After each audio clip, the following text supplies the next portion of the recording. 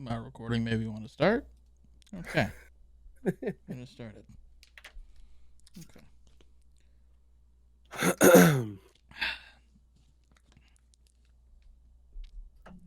So, of course, I don't know what the deal is or what the plan is of this podcast. I just enjoy Nate Shaw's podcast on the Thieves Cast, where they literally just talk about random shit. Are you talking about the Courage and Nation show, or no? But I do enjoy that one too. I'm literally just talking about different cast. Yeah, bro. 100 Thieves has like 7 different podcasts. Yeah, that doesn't surprise. Yeah, because it's like Courage and JD. Yep.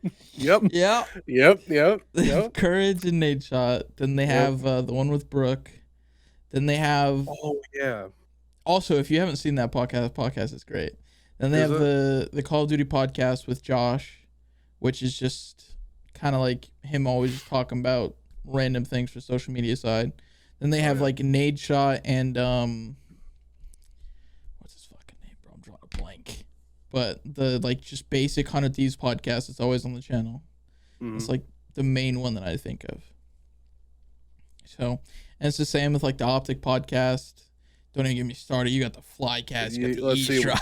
Let's see. OpTic Cast. Okay, so with OpTic, we got the OpTic podcast. We have the OpTic pre-show. We have the Inner Circle now. We have the Flycast. Have the eavesdrop. Am I missing one? No, I don't think so. I'm pretty sure that's all of them. I think that's it. It actually. And I listened to all of them. When I came, honestly, I kind of fell off of the eavesdrop, even though Hex is a really good interviewer. I agree. I don't know. He doesn't. From my knowledge, it doesn't seem like he uploads it like super like regularly. Exactly. Not like he started kind of like it was pretty regular, but it's I think more. It's a little more. I guess like dependent. Sporadic. Yeah, it depends on like who he's gonna be, like interviewing. There's something, but I know. I think it's like for a minute, it was like once a month. Once a week normally. Yeah, that's what it was.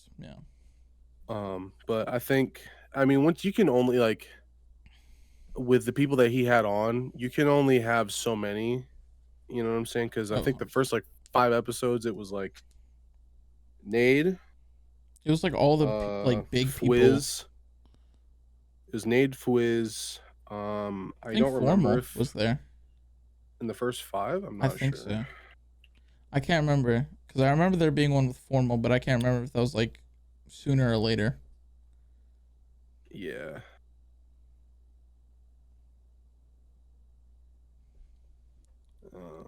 Can't remember how to spell eavesdrop. Don't ask me. I don't have my phone, so I can't check. I can't just write it down. All right. So first 5 episodes, it was Fwiz, David Vonderhaar. Oh, I forgot he was on that. Scump, and then Pam was number 5, and then number 6 was Courage. Like you can only have like, and shit. I mean, the first like 9 episodes of the cast, it was like all gaming personalities minus Vonderhaar, minus Vondi. I don't know. I think he still kind of counts as a gaming personality. Yeah. I would say so. Isn't he like the lead developer or whatever the fuck for? He was like all of the Black Ops series. Well, don't make me lie about his title, but he was like kind of like one of the big faces of Treyarch. Yeah. Way back in the day. Kind of like I would say he was like Jeff Kaplan, but he was the community. I know Jeff Kaplan was the community manager. Jeff Kaplan was the community manager for Overwatch. David Vonderhaar, I don't think he was the community manager. I think he actually like did help like on the back end, but I don't remember exactly what he did. I don't either. I just knew every time we always complained about something back in BO2, we always blamed him. We blame Bondi. Yeah. Let's talk about that. Even though he was one of like the greatest fucking game makers. At least like 100 people that had a hand in what happened. Most definitely. So like the harassment that we gave Vondi back in the day, a little bit unjustified. It's the same with like Gaben though, for like Steam. Oh my! You know, because like let's be honest, you open up cases or you buy skins or anything, you always blame Gaben for it. For sure. So, but no, man, crazy shit has been going on this past week. Of just let's talk about it. Let's talk about everything. it. For one, talk about it. We have the XQC thing, bro. That is pretty insane. Excuse me? XQC? What's going on with him? He got offered like, I think it was like 10 mil to stream on Kick. Did he? No, he got offered 100. That's what we're talking about. That's what it was. He signed it. It was a non-exclusive $100 million contract. $100 million contract. And he ended up streaming on Twitch. Then shortly afterwards, Amaranth, for those of you who don't know who Amaranth is, first of all, you're living under a rock, presumably, or just don't look at Twitter. But Amaranth, for anyone that doesn't know, is a titty streamer, ASMR streamer, just chatting, whatever the fuck. And she got offered 50 mil to stream on Kick. We'll say presumably another non-exclusive deal, which is fucking bonkers. I don't care who you are. If any streaming service, like even now, offered that kind of money, I don't even care. They offer me, hey, I got you 100K. I'm taking it. I'm taking it. I do not care. Given our current situations, I would take I regardless of who asked, I'm taking 100,000 for sure. If it can make it to where I am chilling and I don't need to worry about working a 9 to 5, if it changes my situation, I will take the money. And 100,000 right now changes my situation, so I'm taking the money. Exactly. I do not care. Facebook comes over, it's like, hey man. Yo, Facebook. Hey, listen. No shade to Facebook. That's a good ass streaming service, dog. Is it really? I've never been on it because I've heard. Okay, let me not say this. I'm gonna say this not from experience, but from what I've heard. I hear that it's good. I don't know. I've not like. I'll be honest with you. It's got to be a pain in the ass to stream to Facebook though, because what the fuck do you even use? Because there's no shot. I just think like. I don't know my grandparents, but like if I did and like I streamed to Facebook, it's like, hey Sonny, how are you? Like I would feel so Jason, awkward. Like, you know, like I don't want you to see this. I don't know how separated it is. I don't know if you have like a separate like actual like gaming, because I know it's Facebook gaming when it comes to streaming and everything. So I don't know if it's like completely separate like from Facebook in its own sense. I don't know if you have like Facebook, then you have Facebook Gaming, which is like your Facebook connected to your gaming account, but like under a different alias. I know you can.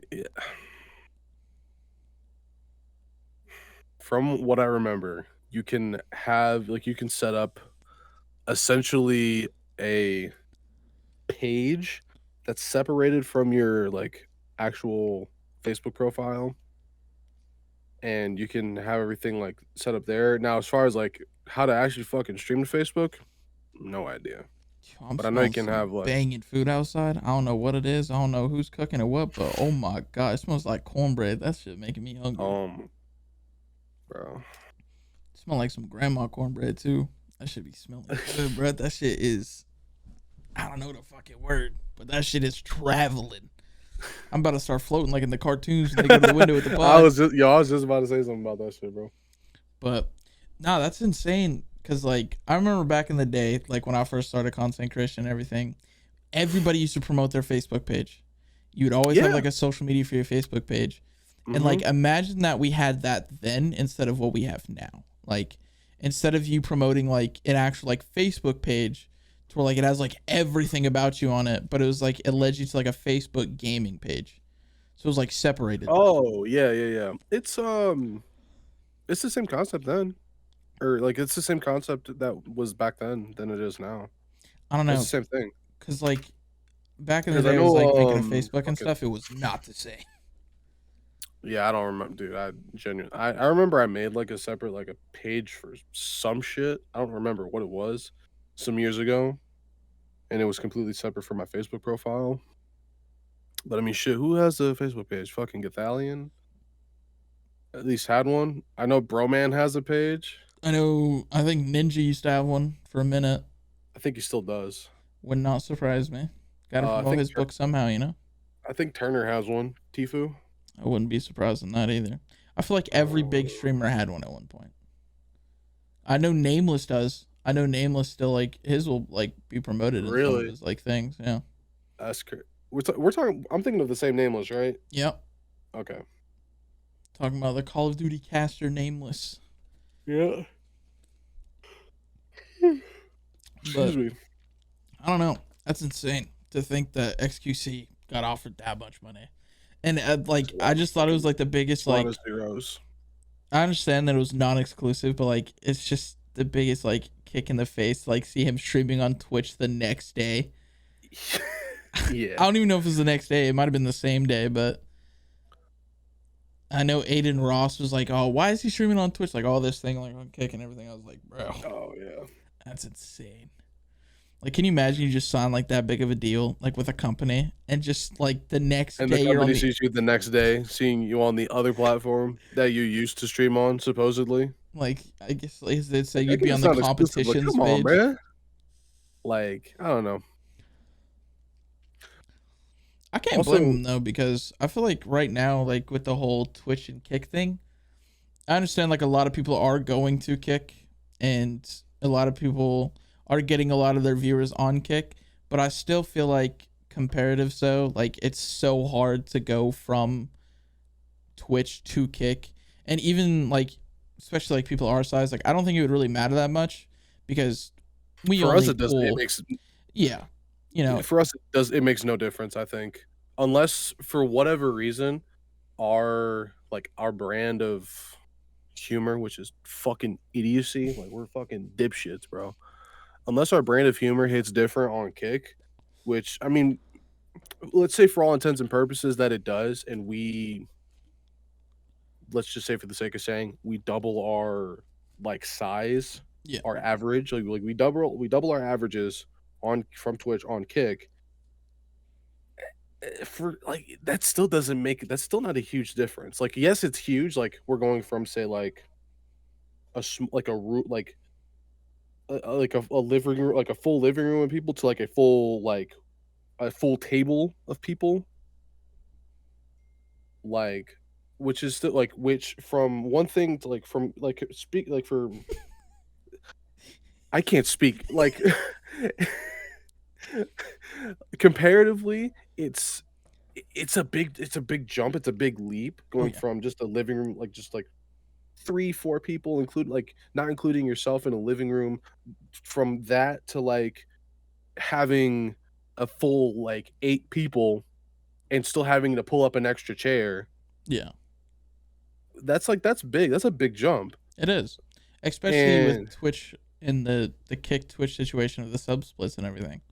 Yeah, like, say, like, even if you have the same amount of subs, like, say you had 2 subs, 3 subs on Twitch, you go from that, 3 subs on Kick, you're making basically double the money.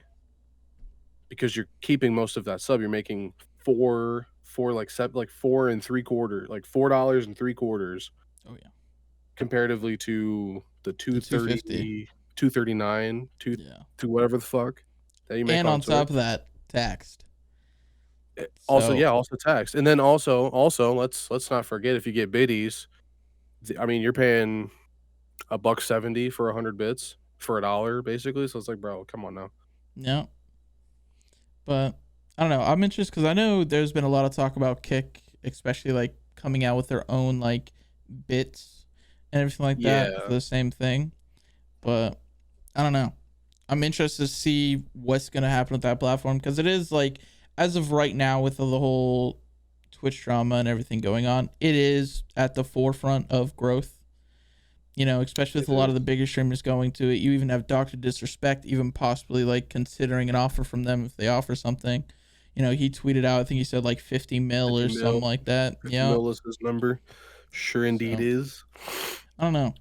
But I have faith in Kick and everything.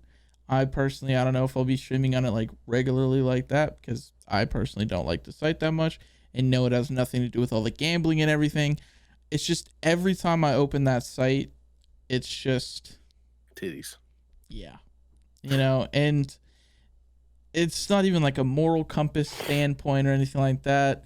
But if I want my mom to pull up, it's like, bro, I don't want, like, I just don't, I don't know. That's not something like I don't want my mom to come up and be like, yo, DJ, are you like, I'm trying to find your page, but all I'm seeing is breasts and ass, and like, what's this? Yeah, like, man. I don't have a rebuttal. But it's just like Chatterbait streamer at that point. Oh God, bro, like shit, just make your money there or some shit. Go on Cam Soda, like, come on, do something different, bro. You know what I'm saying? Because you're still around. That's crazy. So I hear. Oh, so you're huh? So you're here. So I hear. Nah, but for real, like, I don't know. I think, honestly, Kick, aside from its, I mean, explosive, meteoric growth, aside from that, the site is legitimately not bad for what it is. It is still in beta as well, so I honestly, I think with the UI change, with the UI like facelift basically, a moderation, I would say, because I think I've seen on Jake Lucky's Twitter that he had the CEO of Kick and Twitch. He did an interview with both of them. Yeah. No, he did the interviews like separately. Oh, okay. And I believe on the interview with the Kick CEO, he was talking, like, they were talking about Aiden Ross and like how his community is, for lack of better words, dog shit. And I just think honestly, Kick is 2 changes away from getting, not everybody, but a lot of people on that platform. It is a UI facelift and a moderation. I can't say change, but tweak, a little tweak. Yeah. Just a little, you know what I'm saying? A little tune up, maybe. I agree. It is those 2 changes away from being, honestly, objectively a good streaming platform. I agree. Because I'm a big fan of the, I'm not a ginormous fan of who it's run by. It's run by stake.com, which is, for anybody that doesn't know, that's a crypto gambling site. So, for a lot of people that are asking, like, oh, where's this money coming from, and all this, and like, the money doesn't, like, it's ran by crypto people, like, is the money really like legit? Like, there's maybe a moral gray area there, which I understand entirely, because I don't know how to feel about it, but it's kind of like, that's where it ends for me. It's like, I just don't know how to feel about it. Like, with everything else that they're saying and doing, it seems to be in the right direction for. I like the direction, creators. Like the trajectory that Kick is going in is way fucking better than the trajectory that fucking Twitch is going in. And that's no bullshit. And I'm like, it is so hard. Like, I am fighting for my fucking life to stay loyal to a website and a brand that fucks over its creators and its people constantly. It is so hard to, like, it's so hard to just not fucking jump ship. Yeah. Like, every day I see something new and I'm just like, bro. Yeah. Kick is looking way nicer. And even like, and I'm just like, right now, all it is for me is I just don't feel like jumping through the hoops to set everything up. That's my number one obstacle right now. If it wasn't for the hoops, I'm there. There is no question. I'm there. I feel the moment that more like actual like Nightbot, Stream Elements, Streamlabs, and all them like actually start merging with Kick, it'll be so much easier. Because I'm going to be honest, I went through and set up bot rigs and all that. No diss to them. What they're trying to do is awesome, but I hate it. It is so confusing, and you have to, like, you can't have more than 100 commands, which may seem like a lot for a lot of people, but for someone that has a lot of commands for their community and everything like that, it's not enough. And they make you pay for the premium version to get more commands. And their actual like UI system, when you first get in, you connect all your accounts, it's actually a little confusing. And on the topic of the facelift thing, I genuinely like how similar it feels to Twitch. It's almost like not really homey, but it's similar. So it feels the same. It doesn't feel completely different. I do want to see actual upgrades in the like the stream home, the streamer dashboard and stuff like that, and like the settings and stuff. I would like to see that updated because it's a little clunky and a little all over the place, it feels for me personally. Seems like kind of like disorganized. Exactly. So okay. I would like to see that get updated, but honestly, I like the way the vision they have and where they're going. I would like to see a little bit of not so much of a ripoff of Twitch. I would like to, I'd like sort of like see them do their own thing, kind of take their just like take their own approach. Exactly. Simple it down, whatever it may be. Because that was the same thing that I didn't like about Mixer. When I first even considered going to Mixer and everything, when it was all blowing up and everything, and I was looking at it, I was like, okay, the platform just seemed all over the place, and like not even like in a controlled way. I was lost chaos. What I was looking at, and just streams of like everywhere, and I'm just like, how do I even create an account? Yeah, the only reason I ever streamed on Mixer to begin with, and this was for a very short time in like 2017, somewhere in there. I still had a console, and that was all I had. Yeah. And I was like, yo, let me just stream off my Xbox. That's the only reason why I did that in the first place. Because it was easy to, like, if Mixer was as easy to stream to off of your console as it was to stream off of everywhere else, I think Mixer could have had something like actually going. But that was just kind of like the only good things I can really say about Mixer was how easy it was to stream to from my console. Yeah. That's kind of where my positives end with Mixer. But yeah, I just Cake, like you said, like Cake, I like the vision. I see the vision. I just want to I want to see where they go, and hopefully they just don't. I just hope they learn from what Twitch is doing and has done, and they just don't do that. Yeah, because that's all I can hope for. Realistically, what sent even Twitch over the edge, like for everybody, is as soon as the branding thing happened, with the sponsored stuff and everything. Yeah, like I got really worried because I'm a huge esports enjoyer, and don't get me wrong, it's the same on YouTube. It's just higher quality. But with Twitch, you have Twitch drops, you have these limited things you can get that I really liked about Twitch. That's the reason why I always watched it on Twitch. But you have these big companies like Overwatch League, which is now on YouTube, so it doesn't really matter. They've been on YouTube for God knows how long now. But you have CSGO, you have what am I trying to think of? Call of Duty, you have Dota, you have League. All these people, all these companies stream predominantly to Twitch. And the reason being is, let's be honest, that's where most of the viewers are at.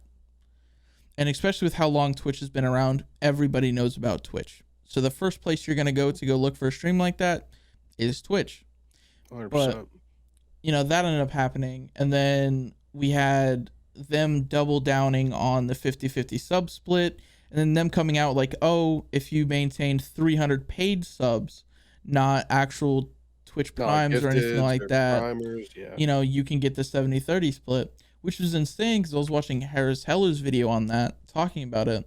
And that only goes for like the top 1%. Not even, it's like the 0.1% or whatever it was. I say like the I would say it's like 0.5 or some shit like that. Because there's only... It was literally the top 100 streamers that were actually like doing that. I can't fucking remember how many partners there are. There's not many. There's like... It's less than 100,000. I think it's somewhere in the 70,000 range. Yeah. I think it's somewhere in there. And the craziest part about it, about like the whole thing there, is once you make over 100K, which was not a lot of streamers to begin with, but to my knowledge, or like when I saw, I was like, that's actually a decent amount of people. They automatically got set back to the 50-50, which is a little frustrating, A little?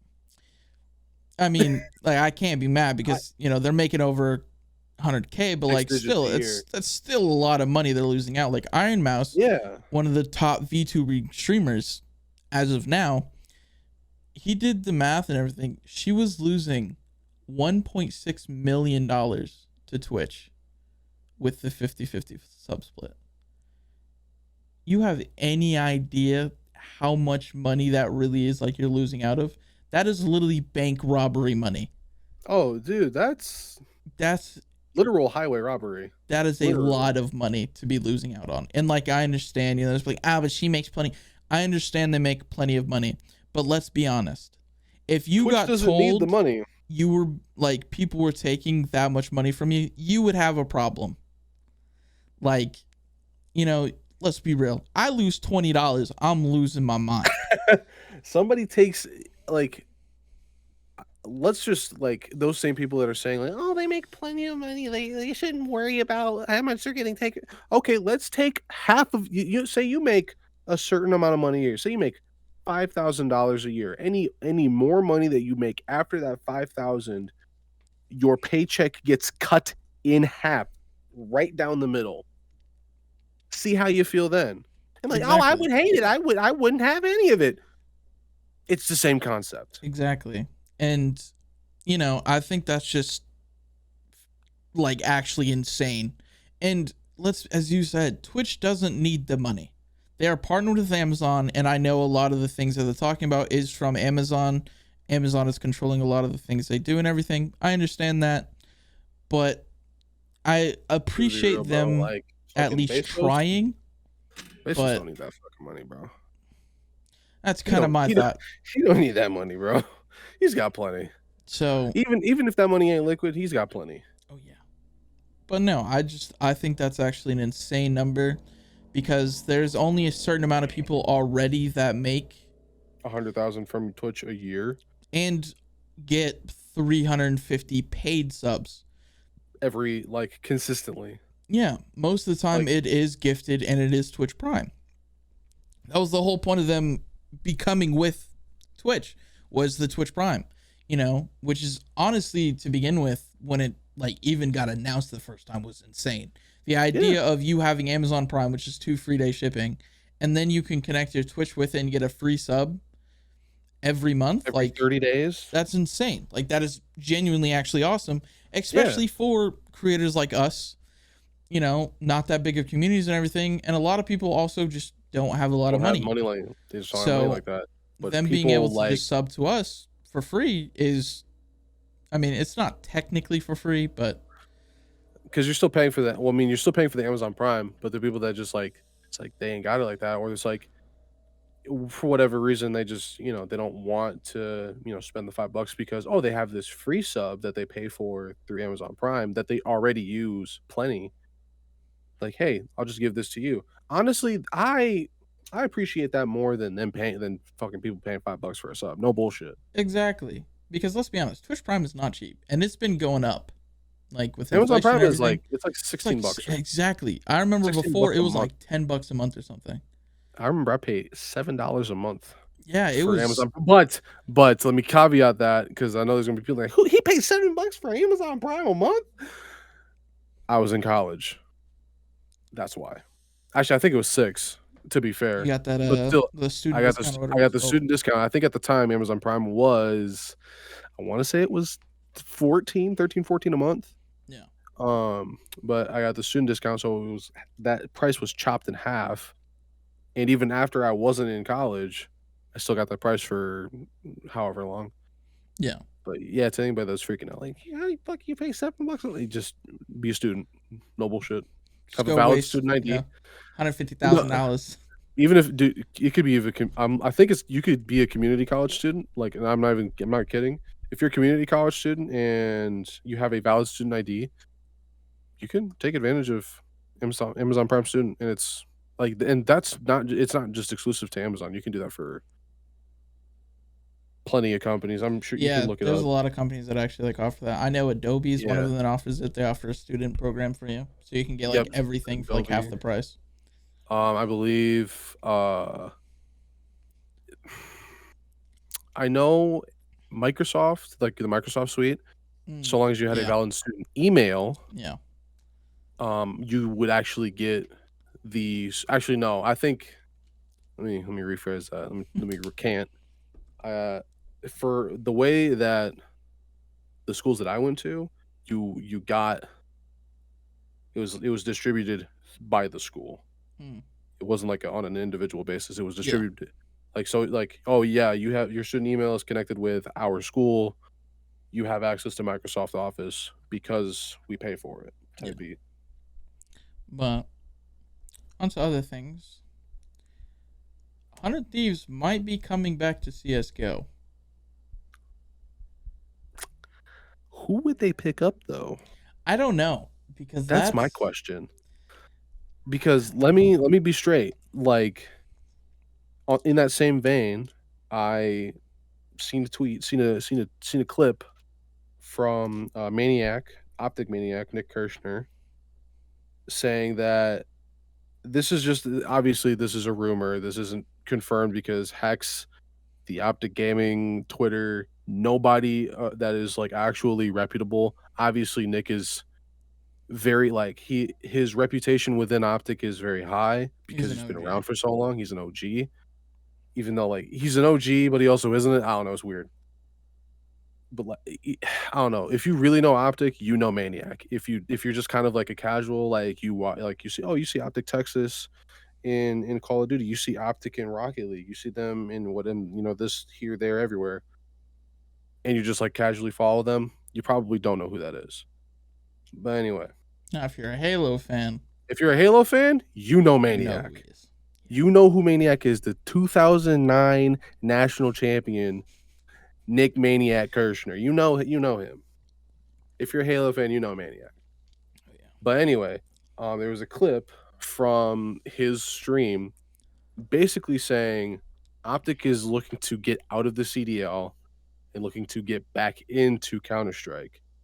How true that is, I don't know. Yeah. As much as I would love to see another OpTic CS roster and see Scump go to fucking Germany, fucking like, you know what I'm saying? Go to Paris, do a watch party. That shit would go crazy. He would have 500,000 viewers easily. Oh, most definitely. But the problem being is, I don't think it'll be much of an issue. And I seen somebody say, like, I think it was on the Twitter thread, like, OpTic is COD. I'm like, okay, yes, but like OpTic doesn't need Call of Duty. Call of Duty needs OpTic. Them. Yeah. Call of Duty needs them because without that, they have FaZe. Their FaZe is kind of rocky right now to begin with. Exactly. I mean, like the whole thing, there's a lot of Atlanta FaZe fans, and God bless them because they're fucking chronically second at the moment. Like they cannot close a tournament to save their goddamn lives. Even in Vanguard, I think pretty much all their placements were in second. No, they won like 3 majors. Did they?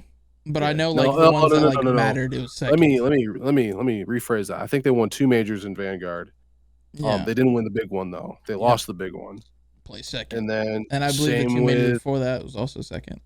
Yeah, second or third. They are chronically on the podium. They can't close out. Like they are always, like they are never. I think Dan said this on the squad. It was Squad Comms. That's another one. That's six OpTic podcasts, and it was on the first one of the episodes. And Dan was talking about Dan Ghosty, I should say. Was talking about like there is no winner. Like the winner's curse for FaZe does not exist. It is not a thing for them. They are. There's like a certain immunity that they have to the winner's curse, because in given like the history of the teams that win majors, including the big one, they come back the next split and they are dog shit. Yeah. For whatever reason. But FaZe has seemed to elude this curse that plagues every other team, because I think the biggest we'll say the 2 biggest proponents of that curse in recent memory, at least, Thieves and New York Subliners, Thieves win Major 4. They come back 0-5 in the next split. New York wins Major 1. They come back next split. They go 1-4, 0-5 maybe. I think most of the season they were pretty much. If they weren't like 4-1, they were 1-4, 0-5. Yeah. So, but with FaZe, and this is, and when you think about it, you have to think about this, go a little, kind of dig deep a little bit. No matter how well they place in a major, even if they win it, they are no worse than 3-2 the next split. No worse than 3-2. They are always in contention. They are always lurking in the shadows, but they can't finish it out. And I know, and I've seen another clip of this. I've seen the Merc and Maven podcast. I didn't see the actual episode, but I seen a clip of it on TikTok. God bless TikTok. Maven was going off on Celium specifically, but he was speaking truths.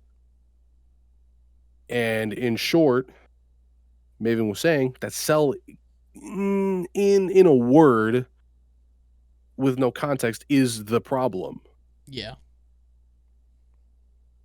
Because if you're dropping a 1.7 and you're losing, there is no point in dropping the 1.7. There is no point. That is just useless. That 1.7 is now, it is null, it is void, it does not matter. You may as well have went trip neg with 0 seconds of hill time. Yeah. Like going trip neg, it's almost better to go trip neg and lose than to have a damn near 2 KD and still lose. Yeah. But it's I can't say Cell's the only problem there, because you can also look you can look at Thanos. Let's be honest here. You know. Yeah, you can look at Litico, but can you say, can we like be honest with ourselves here and with the audience, be honest with yourselves if you think this. Litico contributes more to, I honestly think Litico's wins I'm going to pull some baseball out here, some advanced baseball metrics here. His wins above replacement is, I would say, undoubtedly higher than Celium's. Well, Celium's relatively new to the league as well. He's been in the league since inception. Since the CDL has been a thing, he has been in it. Has he really? Yes, he has. And I think his entire tenure playing professionally, I would say most of it has been on FaZe. Since the CDL era, I believe all of his tenure has been on FaZe. Because I don't know, I recently heard of him because I stopped watching COD for a minute and I came back in Cold War and watched it a little bit. And I didn't really watch it in Vanguard. I kept up with it, but didn't watch it. But he was pretty big names, especially in Vanguard. He was known as that rat annoying player. Mm-hmm. But, and I agree, Slasher's a phenomenal player. He is. But through most of the majors and online qual, he could not get a kill in Respawn to save his life. And I'm not going to lie. Yeah. And that really hinders the team. Like, don't get me wrong, they were a dominant S&D team. And they had their moments even in control. But, you can't just be hoping, against some of the best teams being OpTic, Seattle Surge as well, New York, and LA Thieves that are strong Respawn teams. Yeah. You can't just hope to go map 5. Yeah, that's the thing, is the issue that you run into being such a strong search team like FaZe and Vanguard, Florida, like Vanguard Mutineers, being such strong search teams, you can't bank on Florida Specialing every team you come across. For anybody that doesn't know, Florida Special, that's winning both searches, then the control. You lose every hard point by at least 100. You lose the hard points by 100, you win the control probably 3-1, 3-2, and then you fucking go 10 rounds in both searches, but you'll win them. And you can't, when you're playing such well-versed teams like fucking this year's Toronto Ultra Squad, Cold War's Ultra Squad. I mean, fucking MW19 Empire. You can't bank on going map 5 every series. You just can't do it. You have to close out a hard point somewhere. Otherwise, you're just never going to win. You're never going to win anything, and you just have to be okay with that or just get better. Off topic, by the way. So Celium, back to Celium. He was on United Cadets. He was on their academy team. That's the reason why I didn't know. Time. Yeah. He was on their team for a short time. And then in 2018, so the end of looks like the Black Ops 4 season. Yeah, see, in Black Ops 4, I was watching the actual like EU team, which was Arcides, Preston, Clayster, and I think was it TJ? No, it wasn't TJ. It was the Tiny Terrors on that. You talking about the United roster that won champs back in BO4? Yeah, so it was the Sanderson twins, Clay, and then the Tiny Terrors. Was it? Because I know yeah, Preston and Arcides was also on that team. Yeah, so it was Preston, Alec. Oh, okay. Eubanks, Simp, and Abizi. Oh, I forgot. It was there was 5. Yeah, Dude, yeah, it was 5v5. It's so weird that we're like. Yeah, I know, right? We're talking. Yeah. I'm so used to just like 4 players now because I think Cold War was it 5 or 4 in Cold War? Yeah, I believe that's like when 4. Well, MW 2019 was 5, and then they went to 4 in Cold War, I believe. Yeah. And I was I was just so used to like that whole like 4-player, which is kind of insane to think about, by the way. That I believe this is the only game, like only competitive game that is 4 people.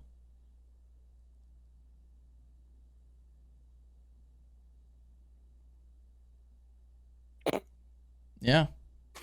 No, I mean, Rocket League is 3, but 3. Yeah. But that doesn't really count because that game always was 3. It was always 3. It was never more or less. Exactly. You know? Actually, you have your solos. I'm lying. I'm actually lying. There was a 2. There was a the problem with the 2s tournaments is like there was a couple, but they just weren't that big. It's always been 3. Always been 3. There's ones, but they're more. It's more like show matches, and then there was like a what's it called? I forget. It was like a cup, kind of like the World Cup sort of deal, from like people like players from different countries would form a fucking mega team, and I'm saying play against other people from other countries. And it was 1s, 2s, and 3s. It was pretty cool, but no, CODs bounced from 4. It was traditionally 4 for the longest time. Then they tried 5 in Black Ops 4, and for the BO4 and MW19 seasons, they were at 5, and there was a lot of pushback in those years because of how the maps played. But I think at least in Black Ops 4, 5v5 made sense. Oh, it made a lot of sense. It was now in MW19 made no sense. 4 would have been. I think it would have played way better. Probably, but I didn't play. But I didn't play competitively. The maps were fucking ginormous. That's what I'm saying. So like, yeah. But then they went back to 4. Shit, what do we got? We got Dota. That's 5. CS is 5. League is 5. Overwatch 5. 6. It used to be 6. Now it's 5. There's like the main esports that I can think of that are like that. Oh, Valorant too, but 5.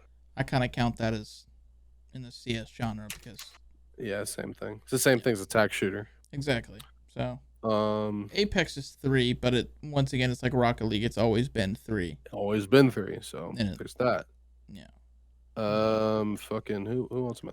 I mean, what's it called? StarCraft. That's a 1-on-1 thing, but it's always been 1-on-1 for the longest fucking time. Never watched StarCraft in my life. That's all I can say. This shit's a snoozer, bro. It makes no sense. The game makes no fucking sense.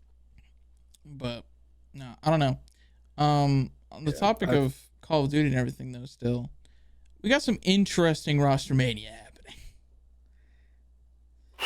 You know, originally I believe it was Draza and Envoy possibly going to OpTic. That was in the talks for a minute.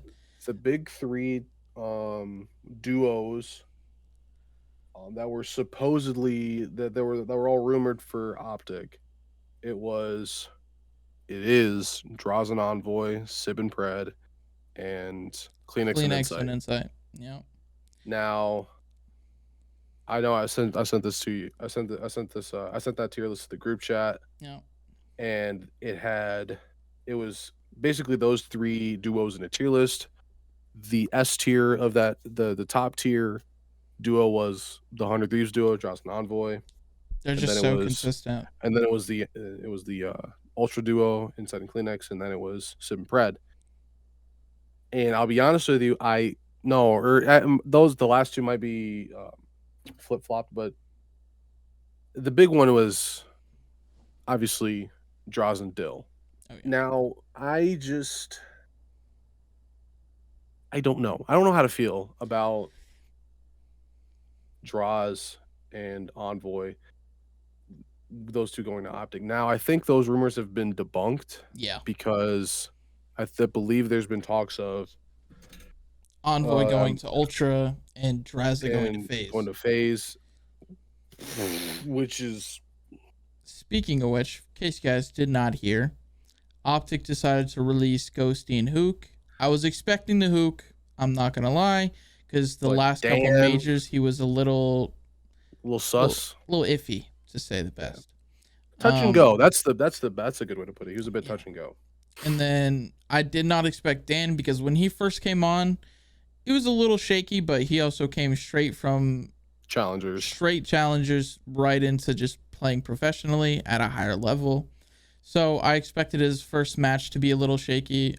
To be honest, his first season, when he first joined and played those few matches, he really actually performed pretty well.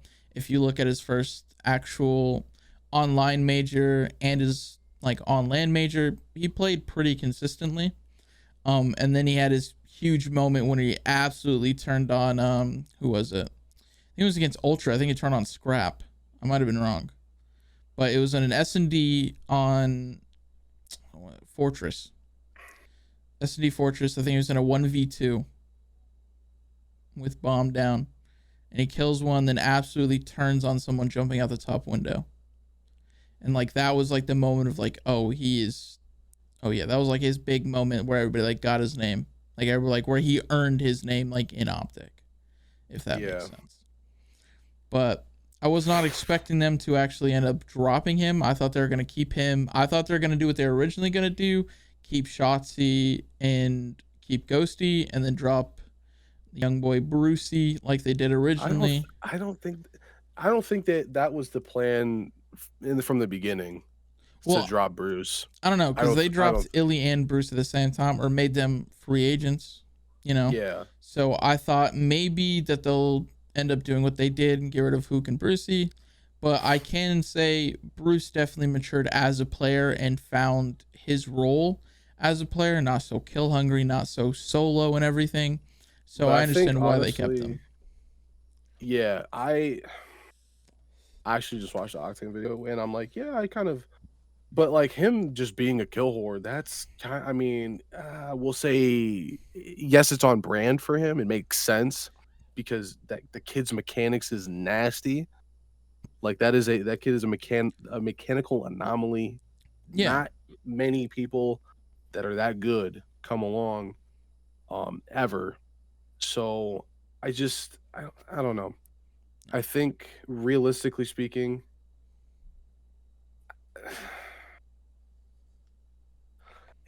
I'm not surprised that they kept him. I'm not either, especially when I'm not 100%. I'm not as surprised actually at all that they kept them, but I am a little surprised that they didn't keep Dan. Yeah, because of how well he did. I agree. That I am going to say, at least in the CDL era, that is the greatest rookie season of all time. We can't even say the greatest because we have Scrap on the other hand. Scrap had probably the best rookie season. Yes, but are we gonna talk about how he got absolutely dog walked in Champs Grand Finals? Are we gonna talk about that? Are we gonna talk about how he got absolutely manhandled by fucking Matt Kismet and the boys? Because he got handled. He got handled. That was actually insane.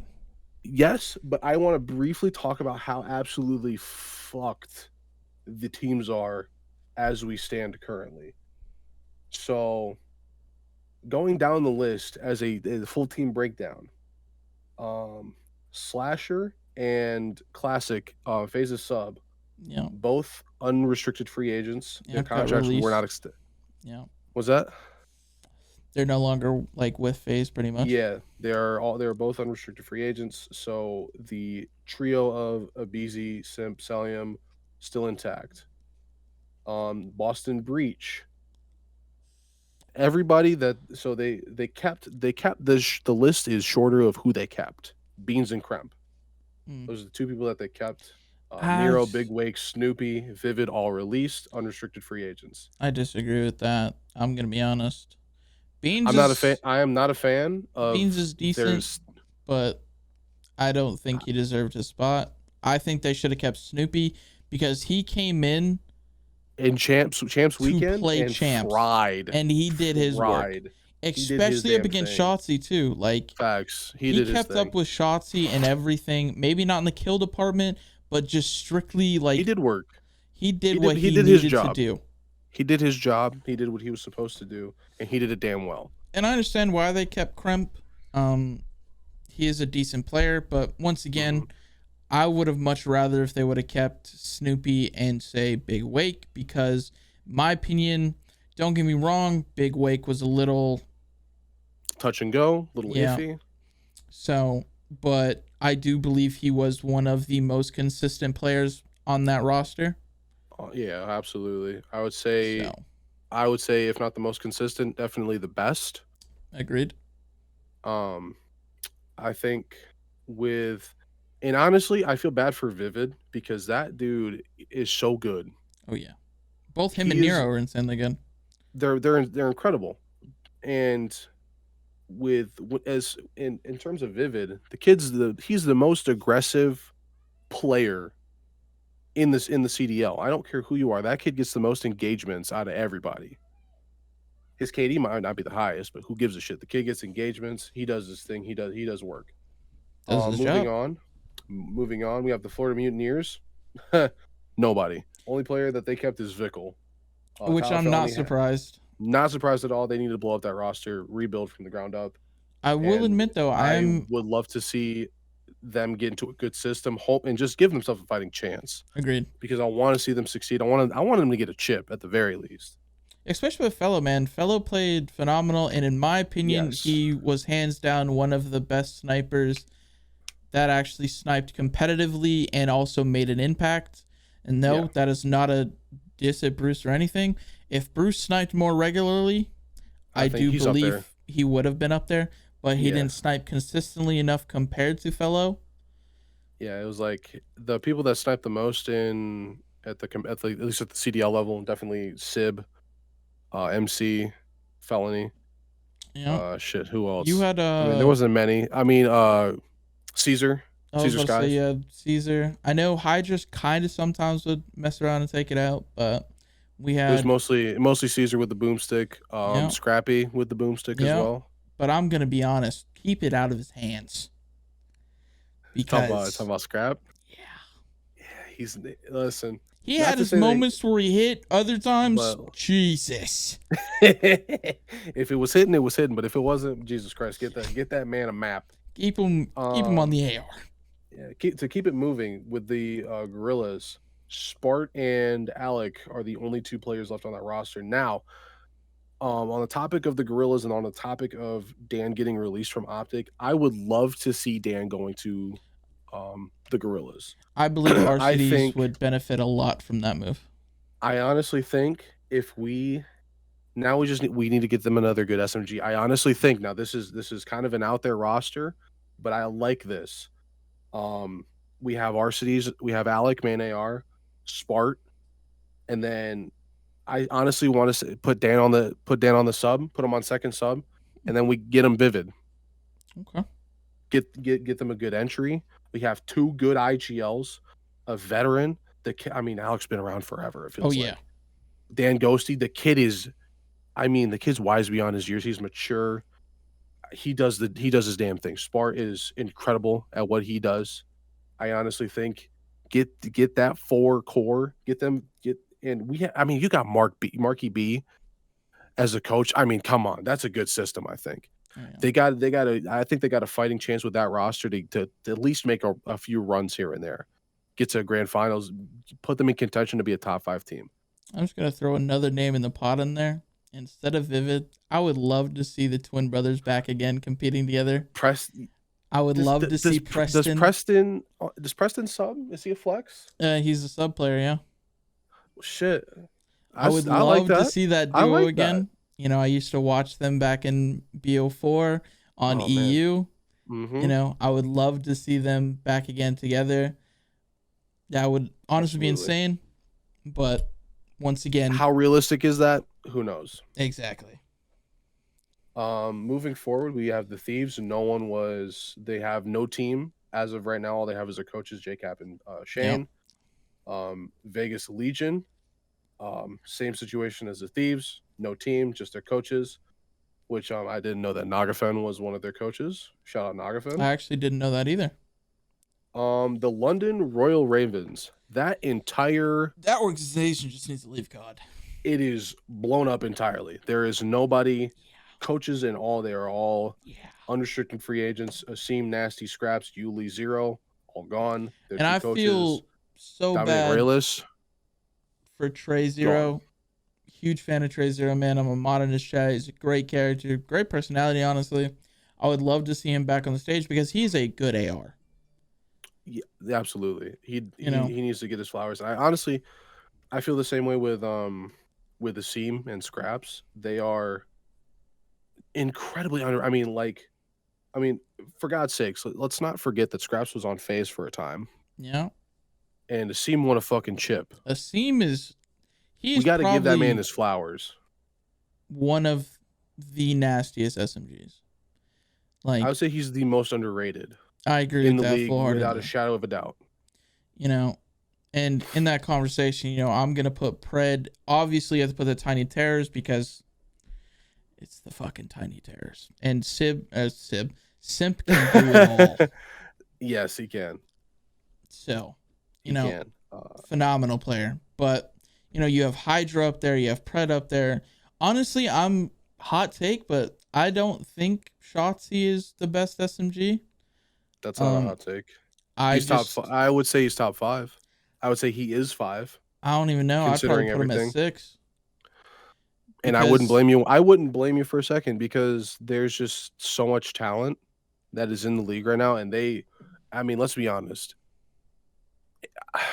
But here's the thing, right? It's an Infinity Ward game.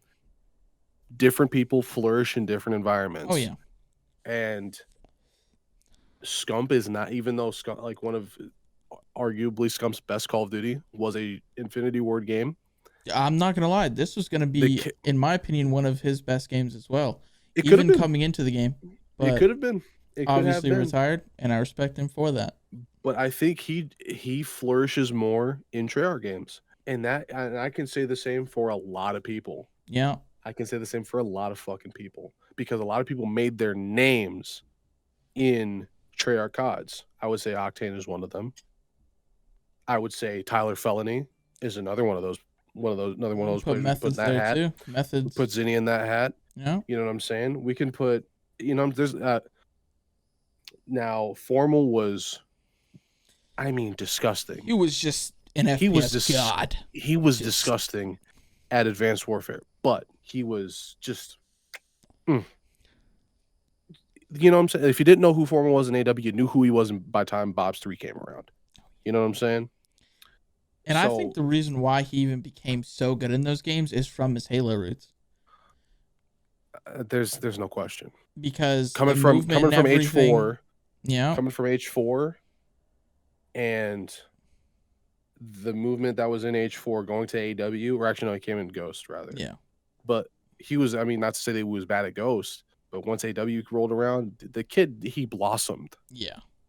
And then even more so in the rest of the jetpacks. I think honestly, if we were to put a top 5 or top 3 greatest jetpack players, Formal is number 1.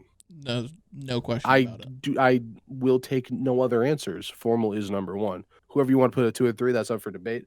But let's move forward. Minnesota Rocker, blown up, essentially. Minus really, they didn't keep minus attached? Looney, gone. They didn't insane. extend anybody's contracts. Afro, Tatch, Bance, Cammy, Fame, Real, Saint. I thought that was really weird when I was watching the champs. I was like, oh, wait a minute, where's Afro? Right. And they replaced Fame that was on the, I believe, Flex. Yeah.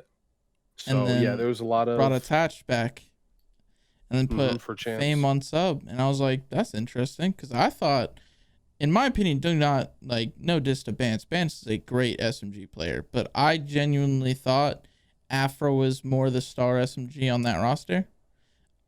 Yeah, because there were times where he was just pulling shit out of his ass sometimes. Like, I would just be watching. I was like, how does he get away with that? Yes, absolutely. So yeah, Minnesota Rocker. That's the end of the story. New York Subliners, the Call of Duty World Championships for MW2. They have kept Hydra, Skies, and Wardy. Kiz and Preston are both unrestricted free agents. I would like to see Kiz come back to the roster. I agree with that. And I would be interested to see who they pick up as another AR. Regardless of who they pick up, I think that the team is going to be formidable just with the duo of Paco and Caesar. And as well as their coaches, Drill, Sender, Troy Sender. We love both of them. They are amazing people. The system that they have going in New York, I think, is very solid. 100%. And I'm excited to see what they do next year. Seattle Surge, their team is blown up as well. Not really much to say there. I just hope that Pred and Sib find good homes. I hope Mac finds a good system for him. Yeah. And I hope Lamar retires. Moving forward, OpTic Texas. Now this is kind of the interesting story. So we have Dash Pack, Brandon Hotel, presumed to have signed another deal with OpTic. And then we have Shotzi, who's still under contract. Yeah. And I don't expect him to get rid of Shots anytime soon. No. I believe he's going to be the new face of OpTic for Call of Duty. I disagree. I think it's going to be Dashy. And if it now, here's the thing: if Dan wasn't to get released, I think it could. I think if it wasn't for if Dashy wasn't on the org, if he hasn't been around the org for so long, and with the pickup of Dan Ghosty, I think he could have been it. Truthfully, I agree 100%. But I think the only reason I'm saying I think Shatsu will be the new face is because it's everything from what Scump had of his legacy of OpTic just kind of got handed to Shotzi. And I don't know if it's because they're both subs or I don't know. I think that plays into it. Truthfully, I think that does play into it. I do believe that Shotzi will be the new face of OpTic, but it would not surprise me if Brucey did come in and end up taking that, especially if he plays the way he was playing, like when Dan joined, when Dan actually got him from the kill horde and actually more of a good AR passive player like he should have been. Yes. I believe that will definitely change everything. But 100%. But OpTic is one of the, I would say, the biggest storyline. I would say, arguably, at least among CDL fans. I would say among OpTic fans, that's the biggest storyline. Among CDL fans, I think the Thief story is a bit more intriguing. But as far as OpTic goes, I just want Thieves. Yeah, they have nobody because Octane, Sam LaRue, retired. the human. OpTic Octane Samuel LaRue retired. The GOAT. Then we Kenny, got I don't know Kenny. what's gonna go with Kenny. I don't know what the hell's gonna happen with Kenny. I don't know. I'm a little worried because I do enjoy Kenny. I do think he's a good sub. I just definitely think he needs to be in a system to where he can flourish. Because even on Thieves, TK, even though it's not a bad system, it's not the best system for him. Yeah, because on TK that's kind of he was good. He was doing the damn thing. He was insane. But yeah, moving forward from OpTic, we have lastly the Ultra. We have Ultra. That is the last one on the docket, and the only person that wasn't extended is 60. Which is kind of insane. Right. Because considering everyone on that roster. Yeah. Scrap. Top 5 AR this year. I would say top 3 rookie. I agree with that wholeheartedly. He's number 1 rookie in my books because he had a phenomenal season. If it wasn't for the fact that he absolutely got dog walked by the boys, I would say 100% number 1 without a question. Honestly, he didn't even have to win the damn thing if he just made it competitive. If they took a map, because the first 2 were. I mean, it was. You got a 100-point club. Handily won. And you got 3-0. 3-1. Oh yeah. Oh wait, I forgot the system is. Yeah, they got 6-1, I think, because it was S&D. Yeah. And then they got 3-0'd control. Yeah. Yeah. It was not so very. If it wasn't for the fact that they got so handily beat by New York in the grand finals, I would say he is a lock for number 1. But for me, considering that, it just makes me wonder. You know what I'm saying? Not to say that he's bad. He is incredible. Oh yeah, he's gifted on this. But honestly, and I want to throw Snoopy's name in that hat as well. If he had more time, if he was in the whole season or even half the season, if he came in the same time that Dan did, agreed on Breach, I think he's right there. 100%. He's right there. But yeah, I'm interested to see who they end up picking up. Ultra. There's a lot of names out there. There's honestly, I think Hook, if he cleans up his act a little bit, doesn't throw away so many lives, I honestly think that he would be a pretty good fit. I think what even made it so hard for Hook though is because he was trying to keep up with Shotzi. And you can't do that. You just can't do that. There's no such thing as keeping up with him. And I think, and this is something that I never said to anybody. I never told anybody this. I just kind of thought about it. I'm like, I think OpTic's biggest downfall was that Ant was trying to play too aggressive. He was trying to be the initiator just a little bit too hard. Now, obviously, the TK nades probably didn't help much, but the team nades did not help. OpTic classic. But this is coming from a semi-casual Call of Duty player. I don't fucking play the game anymore. Yeah. But I do watch. But I mean, like I like to think of myself as a competitive person. I like to think I have a competitive mindset, and I come from a very analytical standpoint. Seeing Shotzi as the initiator, the entry, the one to get into the most engagements on the team, I just think he was just a tad overzealous, and this problem also plagued Hook. But sometimes I would be looking at the searches. I'm like, dude, what's going on? Like even in hardpoints, there'll be times I'll literally see him like his team's nowhere near him, and he'll just go run directly to the hill and just be a free death, and they have to completely slow down and wait. And I mean, bless OpTic, bless the rest of them. I don't know. Not to say that OpTic was a bad team this year, because they weren't. They absolutely were not a bad team. When they ended up getting Dan, I really think it made a huge difference for that team. 100%. And I want what I want to see more of from Ant is just to clean up his act just a little bit. I mean, like, still be aggressive, but just I just feel like he was giving up a free one.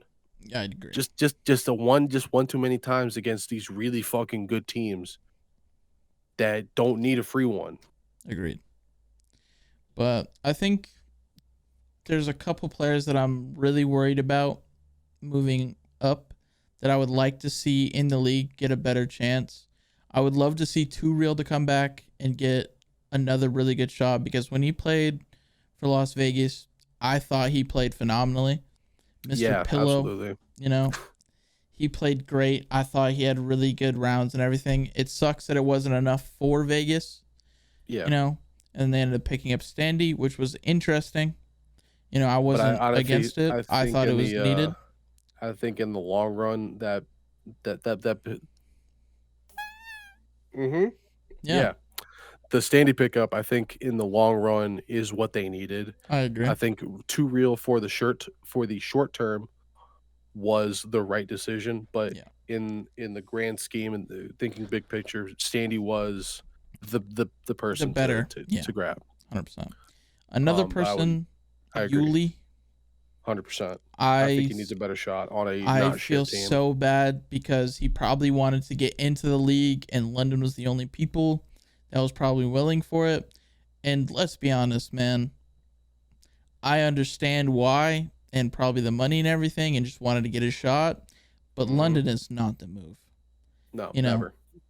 And you had Brax, you had Nasty, Asim, solid players on paper. But when it came to London, man, you could put it together. They were all so low players. And even Asim said that. It's like, as soon as we, got as a unit, as a team, we played better. But I would love to see him to actually get his shot and everything. And Fellow, I would love to see Fellow on another good team, because he played really well for Florida. I would like to throw Capital also in that mix, because he was a phenomenal sub player. I would love to see him and Afro together. Personally, I feel that would be a really good duo, especially because Afro is aggressive but also very intelligent when it comes to the way he plays the subs, and you pair that with Capital, who is just everywhere and anywhere, and Capital always gets his two. Like, in the weirdest situation, he gets his two. He gets them when he needs them. Somehow, some way, he gets them when he needs them. I think I don't know. There's a lot of interesting storylines with these free agents. There's a fucking piss load of them. Oh yeah. A lot of people. I'm interested to see where they go. I'm interested to see like what these like coaches and these GMs, like the people that control those kind of things. I'm curious to see what they conjure up. Especially, I'm most curious to see, honestly. It's not so much the teams that are completely blown up that I'm interested to see. It's the teams that are releasing one, maybe two people that I'm most interested to see who they pick up or if they keep them. Yeah. Like, honestly, the big one that I'm curious of is New York. Yeah. That's the big one for me. I don't think they should have released Kismet. That's just I don't think that I believe according to this website I'm looking at, they didn't his contract was actually extended last season, so he's out of his contract ran up. Okay. And then Preston, his contract was not extended. So I think which I understand why, to be honest, because he was consistent and very inconsistent. He had his times where he was absolutely insane and times where he just shit the bed, to say the least. But truthfully speaking, Preston did not need to do much. No, he didn't. Does not need to do much. You had Skies, with the people that he had around him. His role is to just fill in the blanks. Yeah. And there was not many to be filled in the first place. So given everything that he had to do, he did it. For sure. Most definitely. But I think I'm interested. I would like to see them re-sign Kismet. I think Kismet in that system. No-brainer. That's what I'm saying. Like to me, I'm just like, there's no way you don't re-sign Kismet with, especially the season he considering had. everything, the season that he had, regardless of the fact that Paco was on the same team as him. Kismet was still a dog. Kismet's been on, I think, subliners for, I think this is quite some time. Would be his third season, right? If he resigns. If he resigns, this would be season. I would like to say number 3 because he was.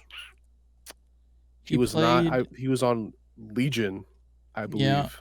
Yeah. In MW19. MW, and then he came over to Subliners. Cold War. In Cold War, yeah.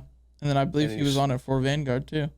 Yes. So this was his third season. So season number 4 coming up if he resigns. And I would honestly like to see that continue.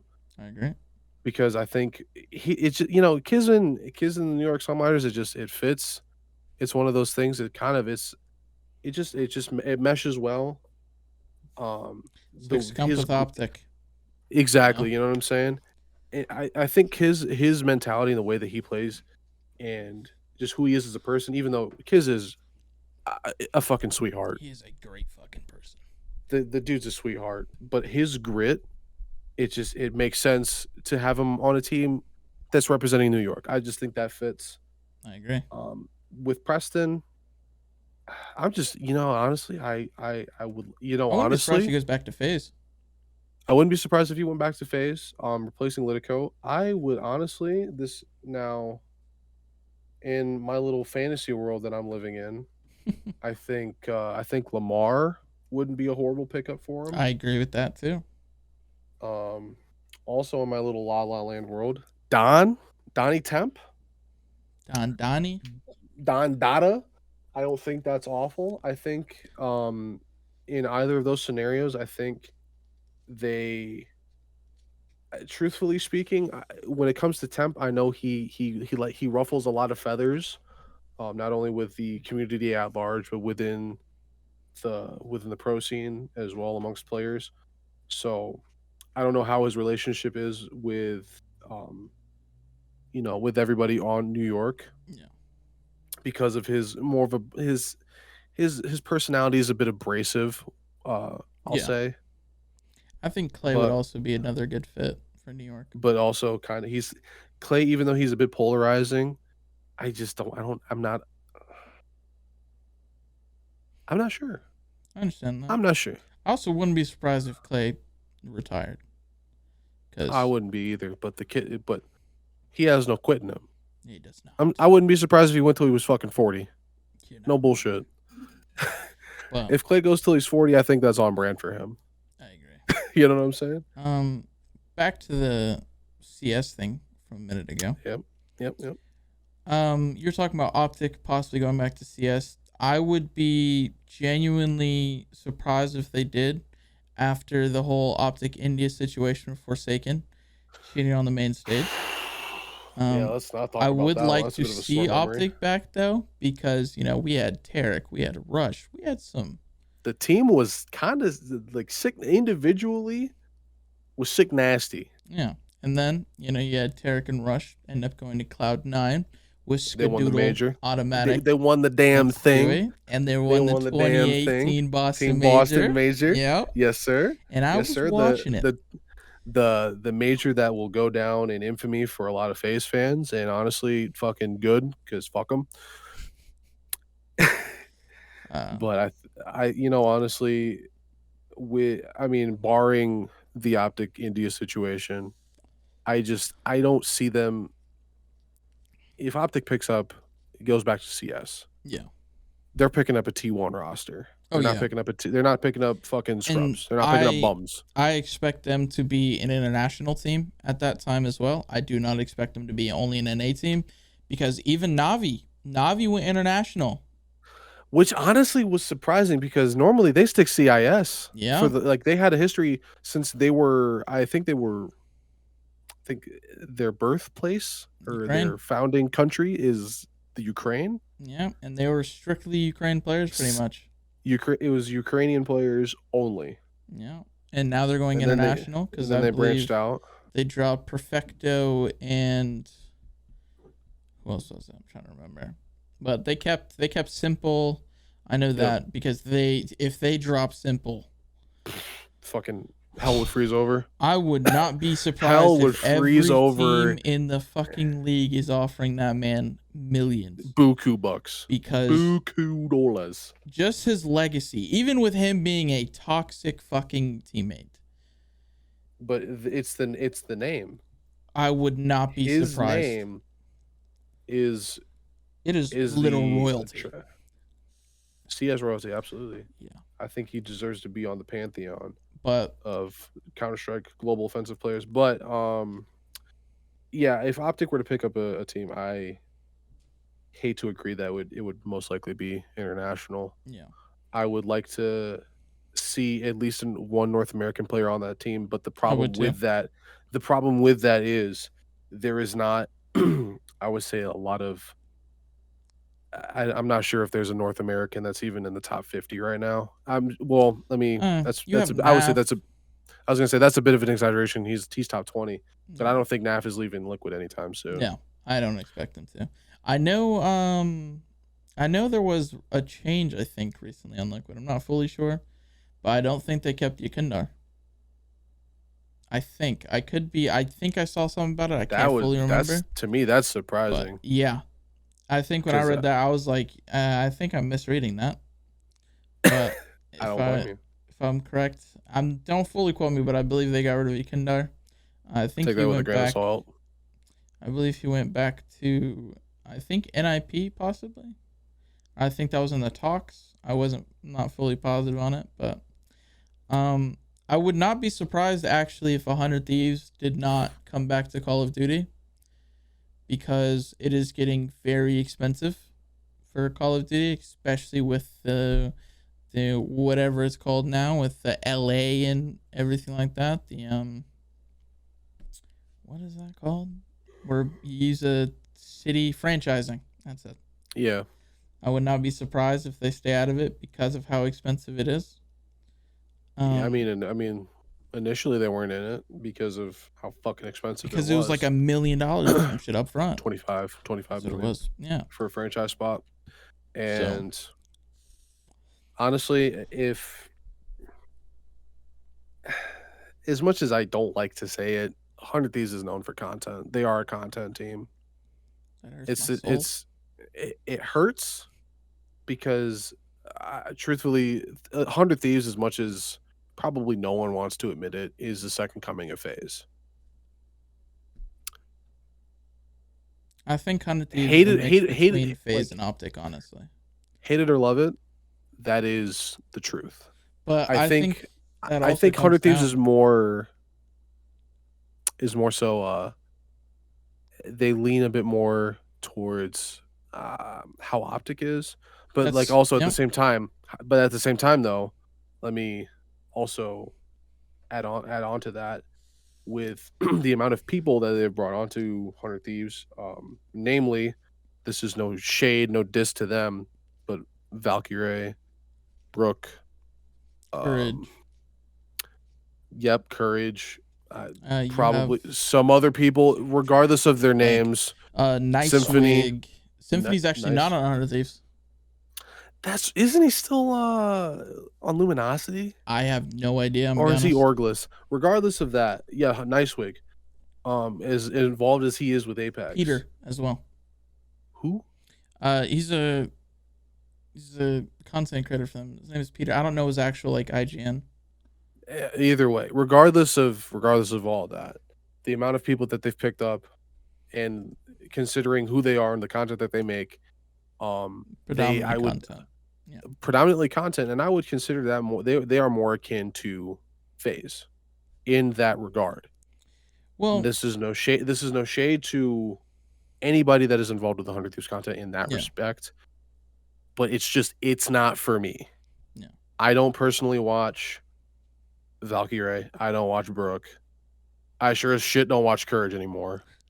I haven't watched Courage since fucking 2018. And that hurts me to say because I love him. Yeah. But since I would say since fucking, I don't know, like after chapters, like after season X of Fortnite, I'm just like, I can't do this anymore. And I think the reason why 100 Thieves, I'm a huge 100 Thieves fan. I support them in every esports that I watch. Always have, always will. But I think the reason why they are known as a hoodie org or a content org is because you look at Nadeshot at the era of when he was playing professionally for OpTic and what it was going through. You know, you had everybody making content at that time, and content is what kept your brand alive. Content is what grew your brand. Exactly. It's still what it is. So I understand why 100 Thieves is so, as people say, content focused, and I'm okay with that because I personally enjoy their content, but I also do enjoy their esports side because they have nasty players on every single like competitive roster they have. You know, just a few names on for their Valorant side, they have Cryo Cells, they have Bang, disgusting fucking players, like absolutely. And then on their league side, they have Someday. That motherfucker. We'll pretend like we know who that is. We'll pretend. So I don't really keep up with the league, but I do watch their little kind of like the processes. But yeah, it's 0 to 100. Yeah, 0 to 100. And I'll be honest with you, I believe isn't Thieves aren't they an LCK team? Aren't they Korean? They have predominantly Korean players, I believe, but I think they also have some. I could be wrong because it's been a minute since I've actually kept up their league team. Regardless of who's on the roster, it's predominantly Koreans. I believe there's a European on the team. Yeah. But the issue, not the issue, but unfortunately the downfall of 100 Thieves is no matter how good of players or how good of teams that they assemble, they're not a very winning org. They have their moments. They have their moments. They have had moments. They still have moments, but they are not known as a winning organization. And this is no fault to anyone, including Nadeshot. It's no fault to any of them. But they are known best, I would say now at least, for their content and for their merch. Agreed. And for the people that they pick up are predominantly content creators. They don't play fucking video games. If they do, it's Valorant or whatever the trend is. Yeah. Because let's be 100% honest, are we really watching Valkyrie and Brooke for their gameplay? No, they're genuinely actually entertaining people. Not for me. I'll say I watch them. I find them entertaining, especially like Brooks and Symphony's little, like their dynamic is interesting. Yeah, and they're a cute couple. They're funny. But just like for me, I'm just I've never seen the appeal of those kind of content creators. Yeah. Even though I understand why they're so popular, I really do. Yeah. But for me, it's always like, and this is like. And this goes for anybody that's that big. I'm just like, I don't watch them. Yeah. Which is it is what it is. But regardless, I mean, digressing from all of that. The fuck were we talking about? When it comes down to Thieves, I would not be surprised if they didn't get rid of their actual COD roster and dip and dabble back into other esports, and that being CS being one of them, because they were in CSGO for two majors. Very short time. Yeah. You know, they had I can't remember, it was the RMR 2020, and then I think it was Atlanta, either 2019 or something. Because actually no, it might have been Boston 2018. I might be tripping, but because those stickers go for a lot of money, and they're pretty stickers. But I would love to see them come back to CS as a CS enjoyer myself. I absolutely love watching CS. It is something I can keep up with and completely understand. I don't enjoy watching Valorant competitively. I have no idea what's going on, and there is so much shit happening at one time. I'm like, bro. Too many colors, man. That's what it is. It'd be blinding. But I would love to see them come back to it, and especially if they get rid of the COD side, because you know they don't have to be forking up a lot of money. Not saying CS is any cheaper, but it's not franchised. It's not franchised, and so it has to be a little bit cheaper there. The only issue that I can see them running into is depending on the players that they pick up, them asking for a bag. You know what I'm saying? I just think. Also, would expect them I to would be. say, considering everything, on the COD side, I would say it would behoove 100 Thieves to exit Call of Duty as soon as they possibly can. As much as it would probably give Nate a fucking heart attack. Because that's his bread and butter, and that's what he's best known for. It's not profitable. It never has been, probably never will be, and that's fine. But as far as 100 Thieves goes, they have more profitable options elsewhere. Those more profitable options are literally anything else. Yeah. And I would not be surprised if they did go international, if they do go a CSGO team, because that's just the whole thing now.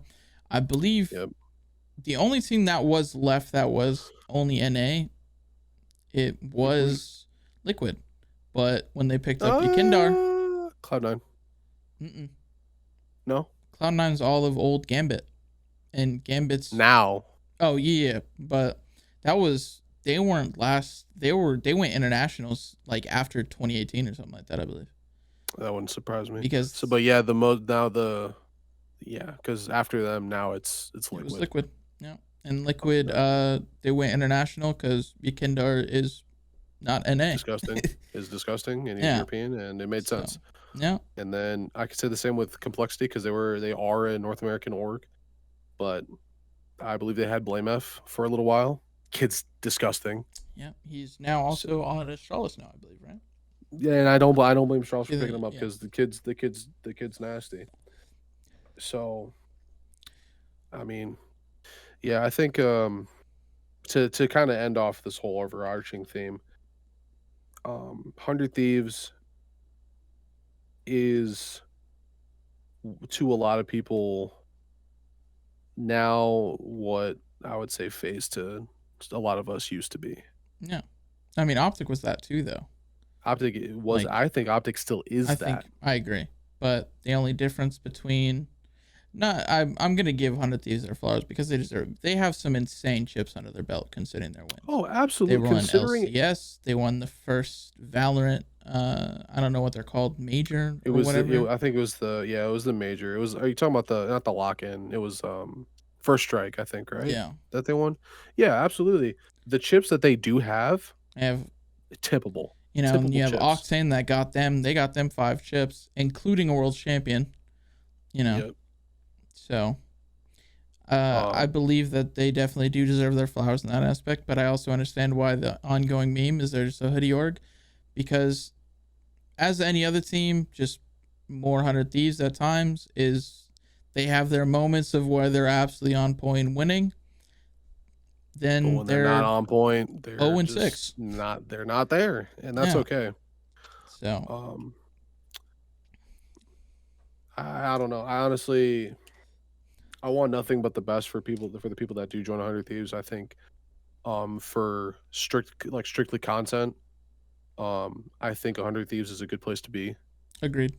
Because of the people that are already in the organization for that kind of thing, especially with Nadeshot's vision and everything of it. And I think the way and the connections that you can gain. I mean, shit. Toast. I mean, like the people like you have. I mean, Valkyrie, Brooke, Kaide, Ten. Well, not Tens. Kaide. Yeah. But I mean, Tens is basically an honorary fucking 100 Thieves member because Kaide. Yeah, because of Kaide. And Low, I forgot to mention Low. I'm not a huge fan of Low. Not a huge fan of Low. But listen, I will not say that he makes bad content because I would be a liar. His content is I would say his quality. His quality is very, very good. His content is not for me, but his quality, top notch. But with those people and the connections that you can foster because of the connections that people already have within the org, i.e. Valkyrie and Brooke and Kaide with Toast and Pokimane and I mean, with all those people, I mean, you can make something of yourself, 1000%. Most definitely. Now, on the other side of that, with OpTic, I think that the big difference with 100 Thieves and OpTic, and I think we should probably close on this.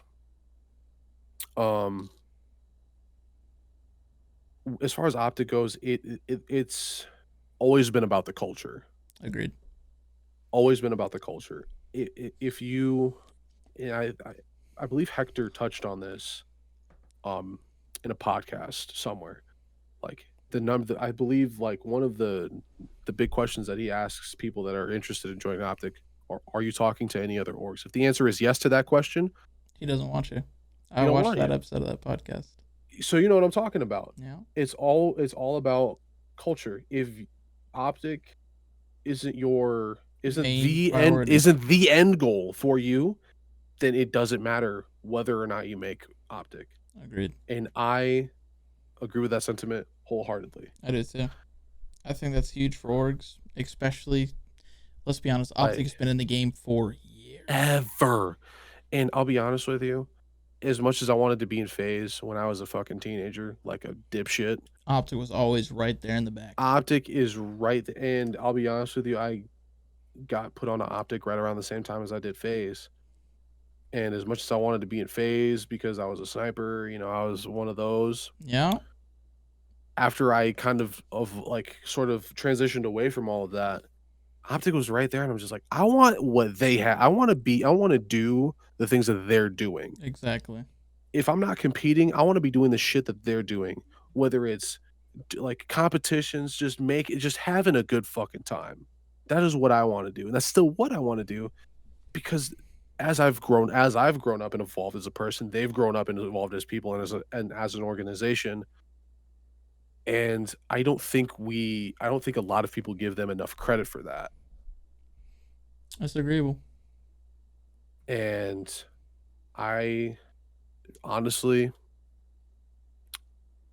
I really just want people to just stop putting FaZe on such a high fucking pedestal, because they aren't, like, they used to be about culture way fucking back when, but this is over a decade ago now. That's when they used to be about. That's when they were about culture. That's when they were about, you want to be in FaZe? All right, then show me you want to be in FaZe. Show you are about like our culture. But sometime between like 2015 and 2016, something changed. Investors, man. It's and as soon as they, you know, and even Hex on the same podcast talked about it. He was like, you know, I was running OpTic by myself from a laptop. He was doing everything, didn't have anybody. He was doing everything himself. He's still now doing a lot by himself. But the people that he has put in place around him to help alleviate some of those stressors are about the culture. His brother, Paige, we love Paige. All of the people that he has put around him to help out with whatever it is that he needs help with are about the culture. Whether or not they're gamers or not, they have bought into the system that he's trying to sell, and it is working phenomenally. That's what keeps OpTic going. That's what keeps OpTic. That's why when Hex and just about everybody from OpTic moved to NRG, just about everybody that were OpTic fans moved to NRG with them. And when they went back to OpTic, they all went right back. It's all about Envy, culture. No. Was it? NRG. That was Envy. No. I know it was NRG. I thought when Immortals bought out OpTic. Okay. Like 2017, right around, and then that first CDL season, right? Yep. OpTic couldn't afford a. So that's when round about the buyout. Yeah. Hector and the boys, NRG. That's where they went. And I believe Chicago Huntsmen were under the NRG banner. And then once Hector reacquired OpTic, they all went right back there. Yeah. And then it was 2021, like recently, that the OpTic Envy merger happened. Envy got ate up, so there's Envy no longer exists. It's just it's OpTic. And honestly, as much as Hastro is a huge figurehead in the Call of Duty scene, I don't think if I was Hastro, I wouldn't be too upset to be just called OpTic. You know what I'm saying? Especially with that big name. Given the namesake and the reputation that OpTic has and has had for fucking eons, you know, I would be honored to be a part of that in any capacity. Agreeable. That's why, as much as I've wanted to just like FaZe, they make it so hard. They have made it so incredibly fucking hard to like just about anybody on that roster, except for with the exception of a couple of people. Yep. And I mean a couple. 2, maybe 3. Tico being number 1 and Jeff being number 2. Scope being number 3. I don't watch Scope that much, so. But I don't watch him a lot, but like you gotta you gotta respect the grind. You gotta respect them. I could say Pamaj, but I mean, back to the green wall, baby, where he belongs. Yes, sir. I think honestly, when it came to Pam, I was surprised when he was on FaZe. I'm like, FaZe just don't seem like it's like it fits. You know what I'm saying? Yeah. With how Pam is, and I feel the same way about Spratty. I think Pam and Spratty, if you don't know who James Spratt is, you're missing out.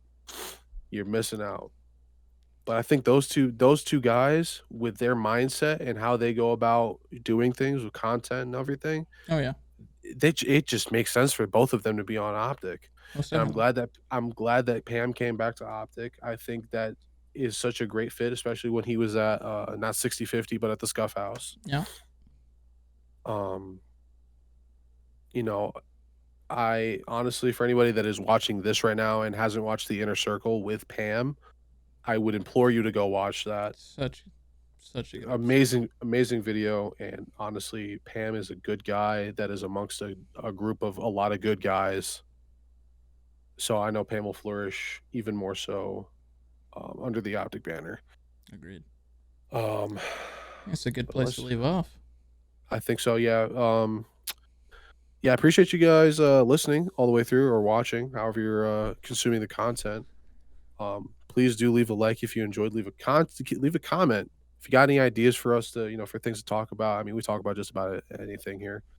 If you got some interesting topics, any current events in the gaming Twitter fucking whatever verse, leave them down below. And we'll talk about it next time. Also subscribe to the channel. Wherever this gets uploaded, just subscribe to the channel. My name is DJ Z. You can find me at twitch.tv/DEJAYZ_. Same as on YouTube. On my right is Jason, that lovely bastard. He goes by JTobu now, formerly PNDH-Bear. You can find him at twitch.tv/JTobu, JAYTOBU, and also on Twitter under the same alias, I believe. Correct. You can also find me on Twitter. Yep. You can also find me on Twitter, same alias, DEEJAYZ_. And yeah, that's been the first episode of the podcast. See ya.